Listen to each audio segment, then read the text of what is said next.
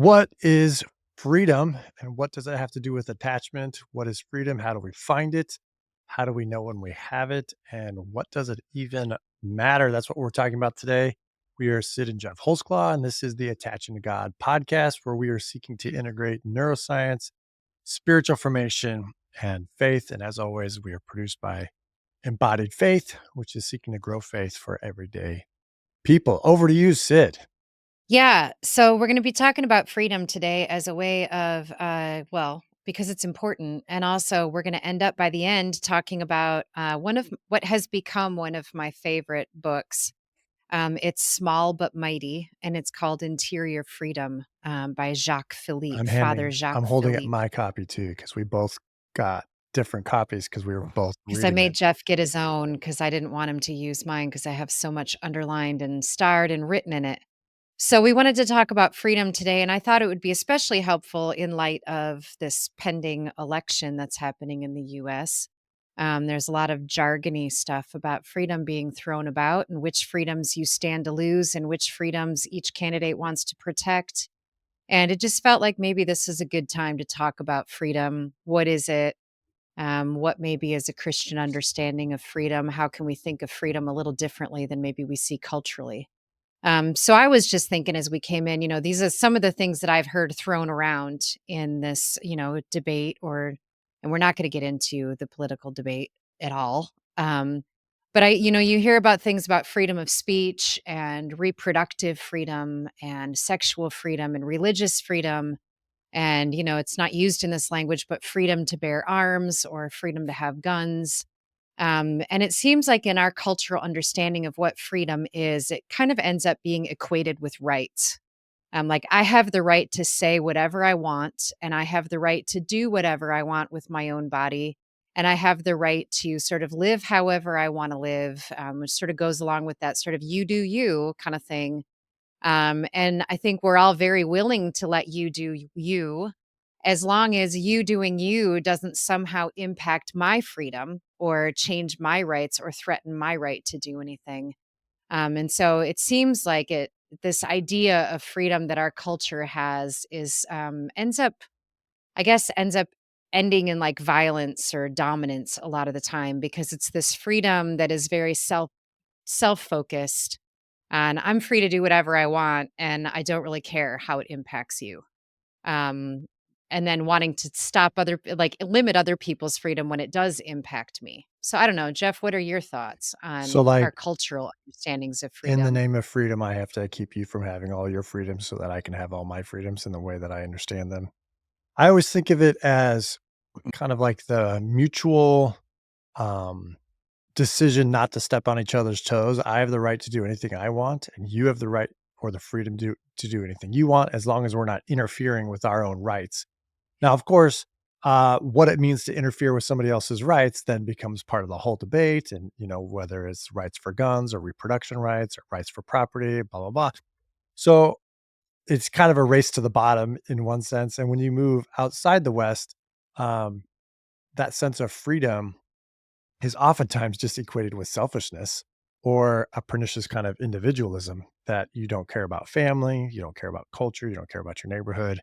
You're only caring about your freedom. And the interesting thing that I haven't done a deep dive. I've kind of come across this a little bit, but they talk now about like choice paralysis, and that having too many choices is actually resulting in our unhappiness.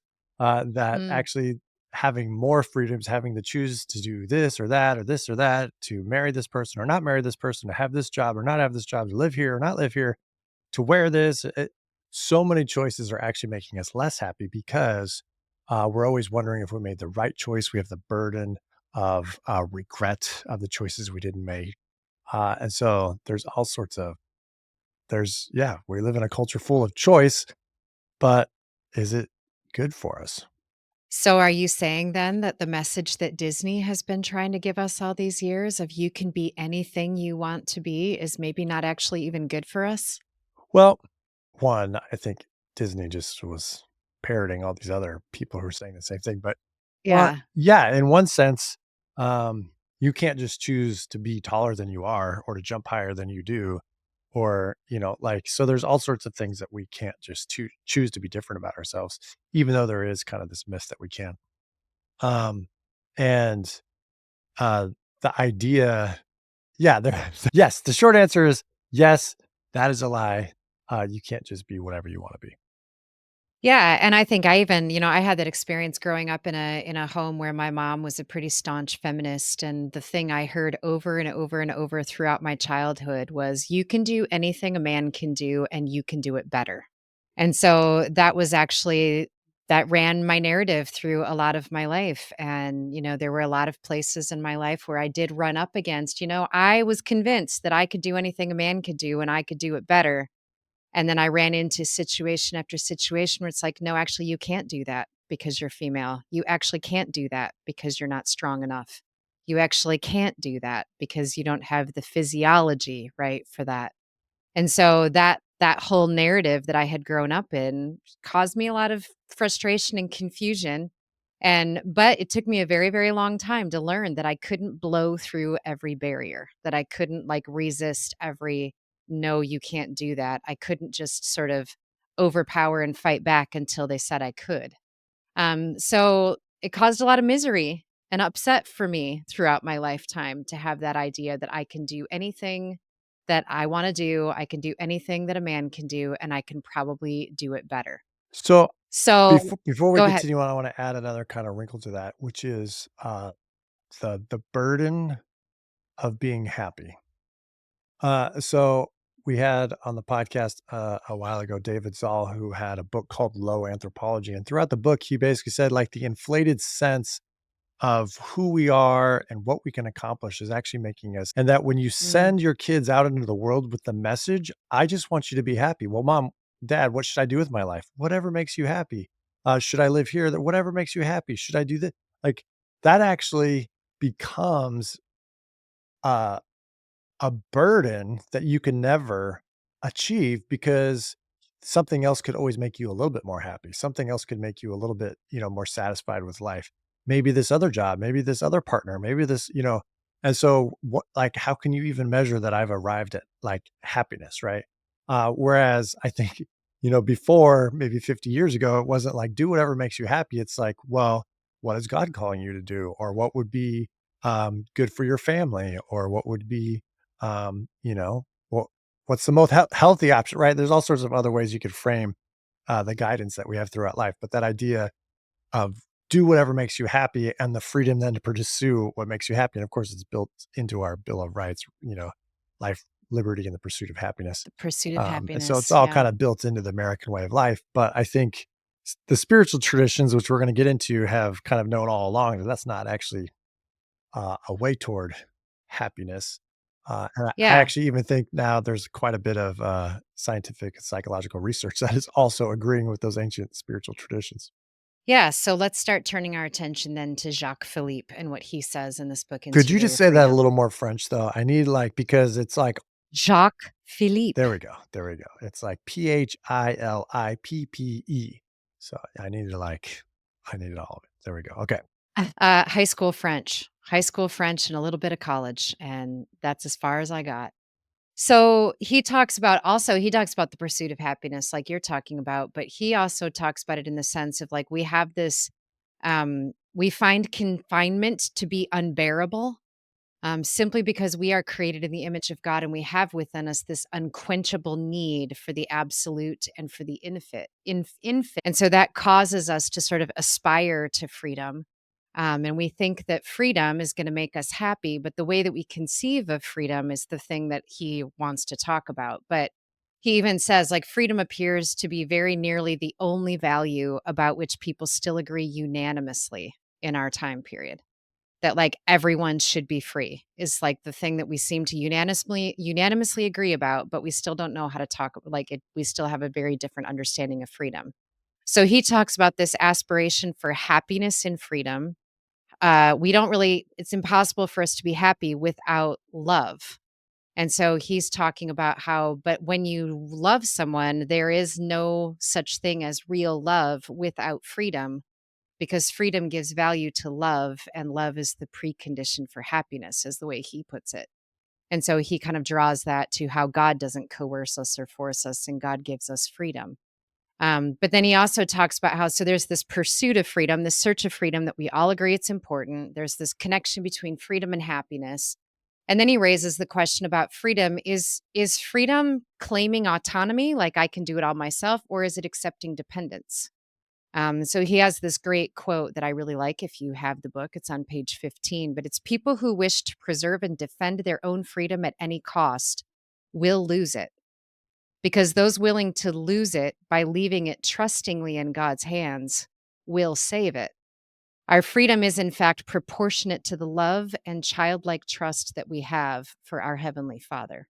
So the way that he puts that, I love it. It's, it sort of it echoes that those who try to save their lives will lose it, and those who lose their lives will find it. But it's that sort of question of like, is autonomy that sort of like, don't tell me what to do, don't limit my choices. That's actually going to cause us to lose our lives rather than to find it. And then that draws up this really important question, right? Is freedom an outward thing that is based on our environment and our circumstances? Or is it something different? And he's writing this whole book as a proof and a defense that freedom is actually something internal, not something external, and that when we find freedom internally, it can never be taken away from us. Okay, you put a little finger up in the air. What did you want to say? So, I think I just wanted to go back to the claiming freedom as autonomy, and so that goes back to our understanding of like freedom and rights. And the catch 22 there is people still want connection, they want intimacy, they want relationships, they want to value vulnerability, they want to receive all those things from people. But the only way to truly get those things is also to give them.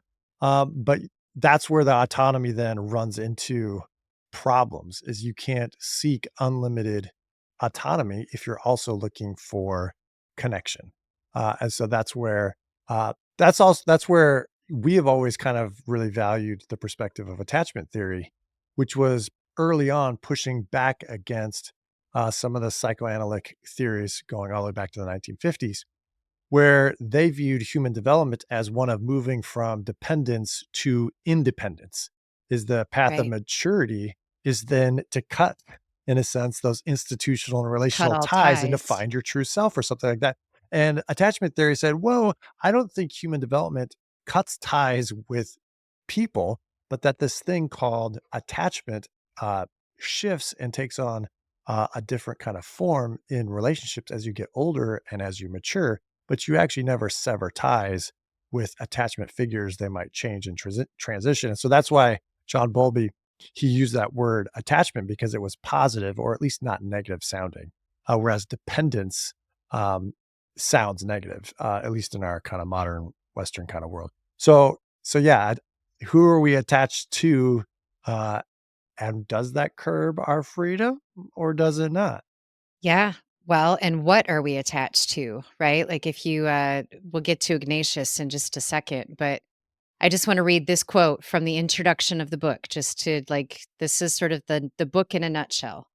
So in the introduction he says every Christian needs to discover that even in the most unfavorable outward circumstances, we possess within ourselves a space of freedom that nobody can take away because God is its source and guarantee. Without this discovery, we will always be restricted in some way and will never taste true happiness. But if we have learned to let this inner space of freedom unfold, then even though many things may well cause us to suffer, nothing will really be able to oppress or crush us. We gain possession of our interior freedom in exact proportion to our growth in faith, hope, and love. So, Jeff, I know you've read this book and I know we've had lots of conversations about it, but what stands out to you sort of as you hear his reason for writing the book, his introduction? Well, it sounds like, he's aligning himself with the apostle Paul, who speaks about finding joy in the midst of any circumstances. And how is it Right. that you find that joy? It's you are dwelling within the space of freedom to frame and understand situations by a different perspective. And this is, Jacques Philippe talks about the source and the guarantee being God. And I've just been learning a little bit about this idea of the locus of control. Is how do you see where control lives in your lives? And so there's what are called people who have an external locus of control, and there's people who have predominantly an internal locus of control. You can see where this is going with internal freedom. But people who are external, they always see life as being controlled by external forces, that my actions don't really cause change in the world. So it's, in the ancient world to be like the gods or the fates, or more contemporary times, it is the government or some vast conspiracy, or just sometimes it is, my boss or something like that. Right. So, but the things in my life, are outside my control. Whereas an internal locus of control, they don't necessarily claim that everything is under their influence, but they do have a sense that their thoughts and their actions exert some kind of influence in the world, that what they do makes a difference. And that they've shown pretty concretely that people with an internal locus of control are happier, that they're more resilient, they're more collaborative, and they're more creative with the people in their lives. And so this idea of internal freedom seems to be aligning also with this idea of an internal locus of control. Is I have a place of freedom that is untouched by circumstances. Mhm. Yeah, which then also makes me think, I mean, it made me think of Ignatius and his first principle and foundation in the spiritual exercises, and how he talks about, like, our purpose in life is to love God, to reverence God, and to praise, love, I'm getting them in the To wrong order. praise, I always reverence, do. and serve God our Lord. There we go. There we go. And then he also talks about how all things in creation are there for us to enjoy and are there to further our ability to do those things. But then he talks very specifically about how if any of those things become too big in our lives, or if we attach ourselves to those things, which sounds like the external locus of control in a lot of ways, like we put our faith or our hope or our trust in these things rather than it displaces God from our lives and then hinders our freedom to be able to live into our true purpose, which is to love and serve and praise God. So to quote, he says, all the other things on the face of the earth are created for human beings to help us to pursue the end for which we are created, which is flourishing with God, which is the praise, reverence, and to serve God, which is the highest goal. Um, from this, it follows, quote, that we ought to use these things to the extent that they help us toward that end, but we also free ourselves from the extent that they hinder us from it. And so the act of freedom is to know when the things outside of us are helping or hindering us, and that we have the Right. freedom then to do it. And it's not necessarily a right or wrong thing. It's a freedom that all things are given to us freely, that aren't explicitly forbidden, but that we can freely use them or not. Right. Which then also makes me think about, I mean, I do a lot of work with people to help become regulated in your body so that when you are presented with external circumstances or outward conditions, you can recognize, do I feel free to respond in this moment? Or am I sort of held captive by a compulsion or a need to react? And that can often be like a physical need to react. And so that's where, nervous system regulation kind of stuff comes in. But it's like the capacity for freedom to actually recognize attachment to things outside of us uh, has a lot to do with whether we can actually even notice whether we're free or not. And so, even just recognizing, do I have the capacity in this moment to decide how I'm going to behave and what I'm going to say? Or am I just simply reacting to the world outside of me? So, that's what it stirs up in me, that idea too of like the capacity freedom requires a capacity to be free. Hmm. Um, and what he's going to talk about later, which I think we're going to talk about in our second episode, is that love. He talks about the emphasis on love, and love requires a capacity also. And so that's why I love so much of the work that we're doing with attachment too, is because it's helpful for people to understand where capacity is diminished so that we can actively be working to build our capacity so that we actually become more free. Hmm, mhm. Um, and so in some ways, it's like secure attachment is freedom because that attachment in a secure I think so. relationship makes us more free to, um, yeah, to be agents of our lives rather than respondents of reactants, actually. Right, So so then let me s ask a question. well, hold Oh, on. go So ahead. that was a distinction that we talk about sometimes in our cohort between, responding and reacting. We respond Right, in freedom, to what's going on rather than reacting, and then we're like, "Oh, I didn't mean to do that," or "That's not the person I want to be," or "I regret what I said." So that's like an unfree act that just came right out of us. right, Um like unrestrained, unintentional. Yeah, And that's also why Sid is kind of planning this whole thing as we're talking about interior freedom, and the book is called Interior Freedom, but it's also why you and I have actually kind of moved away from using freedom language and you just shifted to like agency language. Is mhm, freedom can often go to that external locus of control kind of framework, which is the situation constructed so that I have enough freedom? And if I don't have enough freedom, it's because the situation is not constructed in such a way that I have freedom. Whereas, and I know a lot of work that you do with clients is to kind of shift that and say, well, you might feel like you don't have freedom, but in what ways can you still act in this situation, even if it's just for right. you, even if it's just self care or reframing something? And so the agency question is often where we've kind of turned to. Yeah, which is why I wanted to talk about this because this little book is just really mighty in its way of sort of reframing how you really always do have freedom, even when it doesn't feel like it. And I love that we're going to do 2 episodes because there's a lot more to come. Um, but in this space, so let's sort of like start landing the plane, right? So, why, in your perspective, Jeff, why is it an important concept for Christians to understand? Like, why is it so important for us to understand that freedom is actually something internal that can't be taken away from us, or for anybody, not just Christians? But why would that make a difference in our lives? Ooh, that's a big question. Well, so, in Galatians, is it chapter 5:1, I believe, it says, for freedom, we have been set free in Christ. And like you said, opening up, human beings have this interesting godlike trait of being able to expand beyond our circumstances. Uh, we live anywhere we want in the world. We're not bound by instincts the way animals are. So, right. So freedom is built into us, but but we need to shift from a freedom from kind of mentality to a freedom for. And I think that's like, what are we using our agency or our freedom for?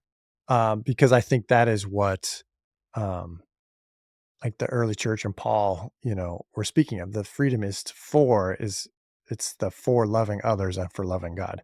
And so Augustine would make a distinction, and this gets really confusing in English because a lot of his works translated into English, and this comes through the Reformation because someone like um, Martin Luther also wrote like books called the Freedom and the Bondage of the Will.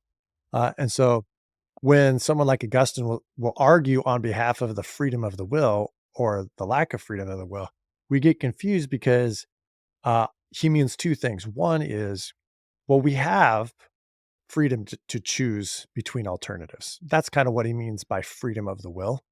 Is, well, I can have a donut today, or I can have a pancake, or I could have a salad for lunch. Right? I'm making choices.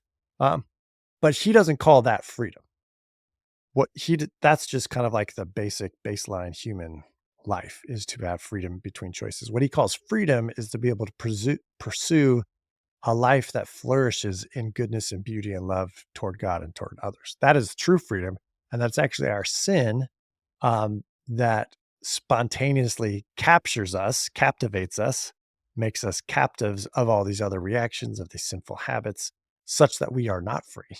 And so I think that this kind of conversation of inner freedom is to try to get at that. Like, well, what ways are we unfree that are internal to ourselves that then we sometimes blame as being external, and then how can we pursue and cultivate that freedom on the inside? So I don't know if that's what you were expecting, but there we go. Yeah, no, I didn't know what to expect. I just wanted to ask you the question. Yeah, I think, it reframes freedom. And I think the reality is that as long as we live with other humans on the earth, There's no way that we can all have an unlimited range of options and choices without bumping into each other and causing problems, or without our freedoms ending up becoming something that is a threat or an unfreedom to someone else.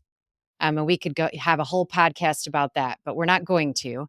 But the thing that feels really important in all of that is this understanding that, the freedom is not something that I have to expect the world around me to create for me, but that freedom is something that is actually internal because of God, because of God's love, and because I can have faith in who God is, and because I can hope that I can have confidence in what he's up to, and then I can have love for him and receive love that gives me that freedom.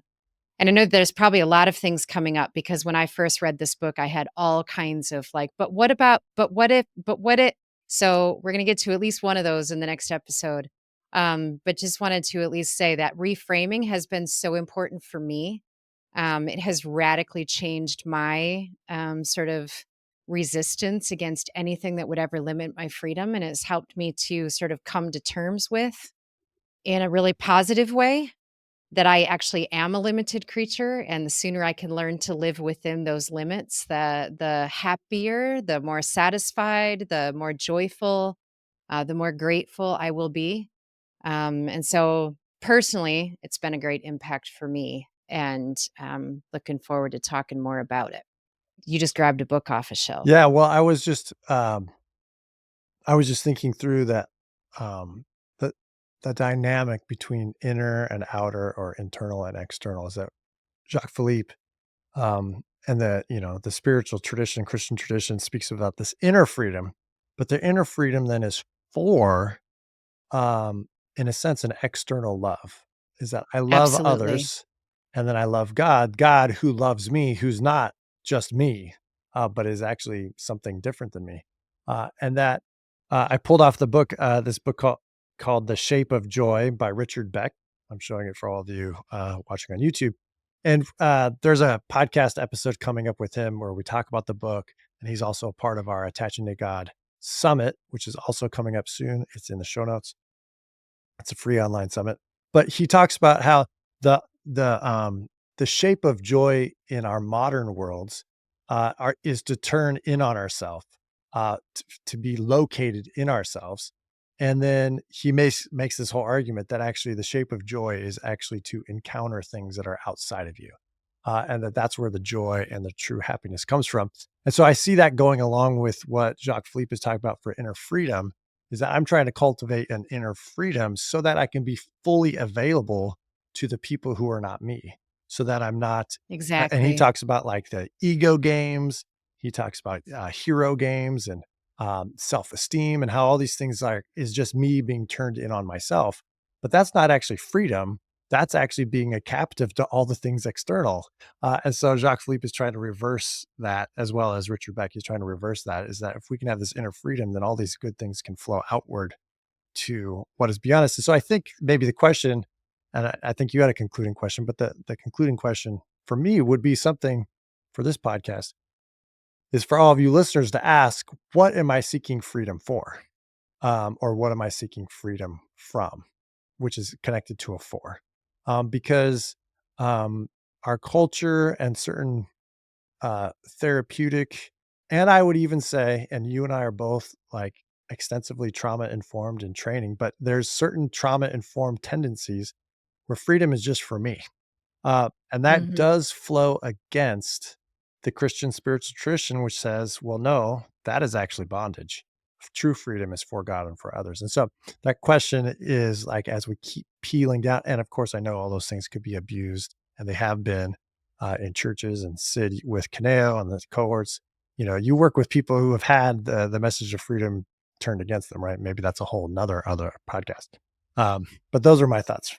Yeah. So just to sort of summarize, right, that like the point of being internally free is so that we can be free to love, like to love other people, to love God, and that would make a difference in our world, because freedom wouldn't be just about me and preserving my freedom, but it would be about using my capacity for freedom internally. in order to be more loving, more serving, more able to fully participate in the flourishing of God's world. Yeah. So you asked a really good question. Can you say the question that you asked to help people reflect, like a question for people to think about? And then I'll ask If mine I am seeking freedom, what am I seeking freedom for? What is or from, free right? but primarily, what is freedom for that I'm is it for me? Is it for others? Is it something else? Yeah. Which is related to the question I was going to ask, which was just an invitation to notice how are you seeking out freedom?